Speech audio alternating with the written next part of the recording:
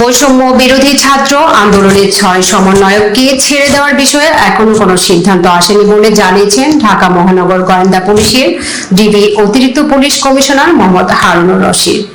মঙ্গলবার দুপুরে তিনি এই তথ্য জানান। নিরাপত্তার স্বার্থে কোটা সংস্কার, বৈষম্য বিরোধী ছাত্র আন্দোলনের 6 সমন্বয়ক ডিবি হেফাজতে রয়েছে। তারা বলেন, মোহাম্মদ নাহিদ ইসলাম, মোহাম্মদ শারজিস আলম, হাসনাত আব্দুল্লাহ, মোহাম্মদ আবু বাকির মজুমদার, আসিফ মাহমুদ ও নুসরাত তাবাসসুম। এদিকে বৈষম্য বিরোধী ছাত্র আন্দোলনের 6 সমন্বয়ক সহ যাদের ডিবি হেফাজতে রাখা হয়েছে তাদের 24 ঘন্টার মধ্যে নিঃশর্ত মুক্তি দেওয়ার আলটিমেটাম দিয়েছে বিক্ষুব্ধ নাগরিক সমাজ।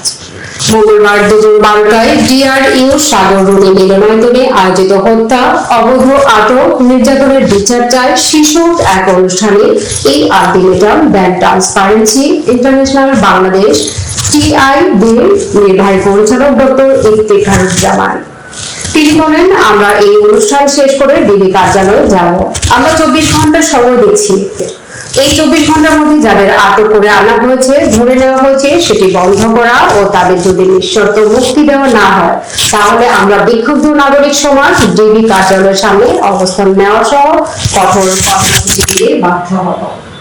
আমরা এখান থেকে সরাসরি যেখানে যাব, আমি বিশ্বাস করি ডিবির কোনো প্রতিনিধি এখানে থাকতেই পারেন। আশা করছি মেসেজটা তাদের কাছে চলে যাবে।